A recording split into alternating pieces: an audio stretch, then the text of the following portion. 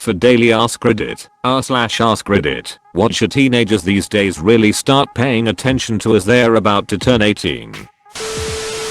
Traffic rules. Please, take it TF seriously. Having been driving for about 20 years now, most of the accidents I've seen have been from people following too close. Leave space between you and the car in front of you. You don't realize how fast traffic can stop until it happens, and you're halfway through the trunk of the car in front of you. Also, if you brake hard and avoid a collision, the car behind you may be following too close and you get rear-ended. Also, I've seen more than once a car dodge a piece of debris or a stopped car and the person railing too close behind doesn't see it until the other car has merged over and bam. There's really no good reason to tailgate. If someone is tailgating me, I tend to slow down, which is the opposite of what they're probably hoping to achieve, but now I need enough car length for me and them.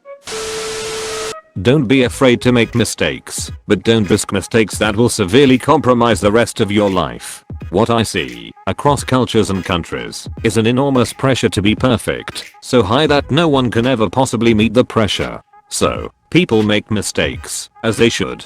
The problem is that the pressure to be perfect makes all mistakes seem the same. Risk losing some money, risk making relationship mistakes, risk losing friends, risk losing a year. Those are fine. Don't risk 6 figures of debt, which means student loans without a degree, good major, and good GPA to show for it. College is a great investment if you also put the time and effort in to succeed. Don't risk disease. Don't risk death. Don't risk pregnancy. Don't risk drug addiction. Don't risk a felony conviction. Take the kinds of risks your 25-year-old self will laugh at. Don't take the kinds of risks your 25-year-old self will curse you for saddling them with. Edit. Clarifying that I'm not saying college is a bad investment, just that you should be smart about it and also put the effort in to make sure the investment pays off. Smoking. Started with cigs, so I could take breaks at work. Construction. 22 now and can't quit vaping. Shit sucks. Curious, what field of construction do you work? Was doing HVAC work at the time doing rough-ins. We weren't allowed any breaks, even lunch breaks, but if we smoked we got breaks. If I remember right, my state is a right to work state. This doesn't apply to teenagers specifically, but the sooner you get a good routine the better.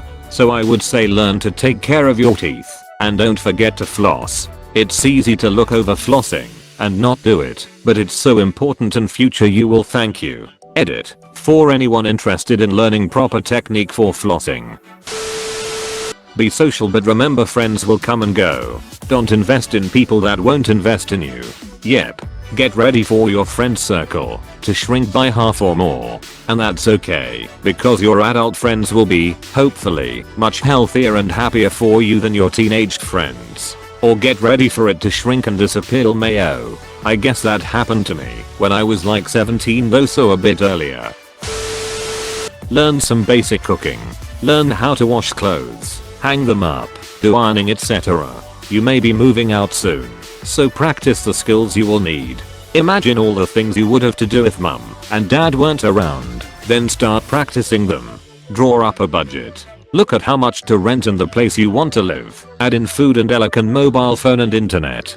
Don't forget to add bond too. What's bond? Edit. I appreciate all the serious replies, clarifications and extra insights, but also James Bond replies is why I love Reddit. Lol, thanks guys, it made my day. In the UK, to rent a house you need the first month's rent and a bond. It's a stack of cash that your new landlord holds onto and keeps forever if you so much as put a nail in his walls. If you move out and are lucky enough to have kept everything shipshape, then you may just get it back. Edit. What's with all the numpties telling me it's not called a bond cause they live in the UK and they have never called it that?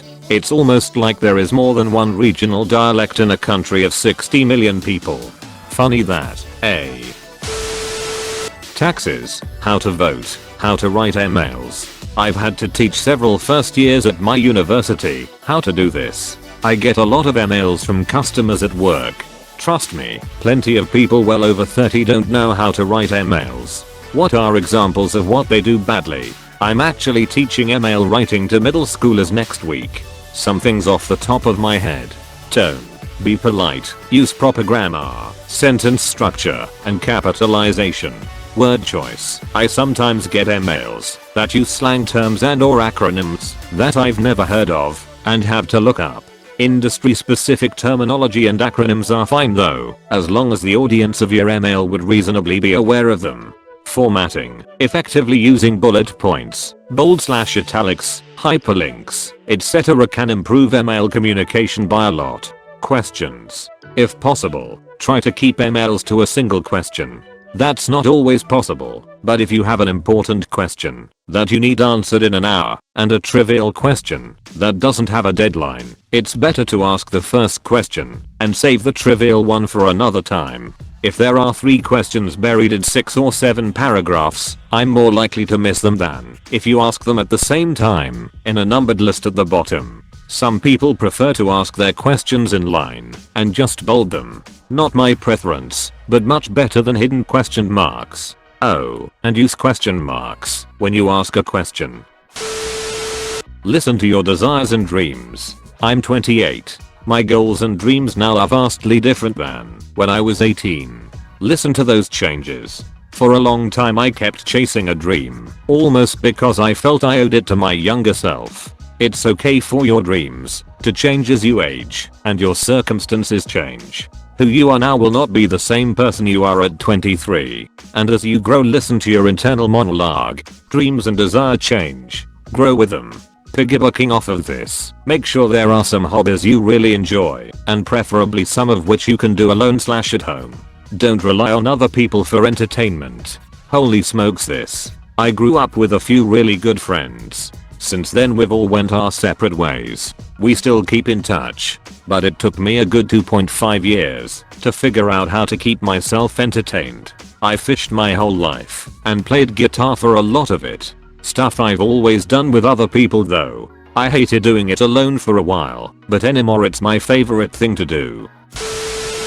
How you organize a day without the structure of school. That planned environment is going away fast and some of your peers are really going to struggle with finding their pace and motivation. Also, procrastination is a bitch. Procrastination and drugs don't mix. The only decent criticism of weed I've heard is not fake health reasons, but because it makes you happy/content. For a lot of people, that can mean procrastinating or losing your drive to do things, even if they are good for you. Obviously weed isn't the sole cause of procrastination, but it can compound the issue.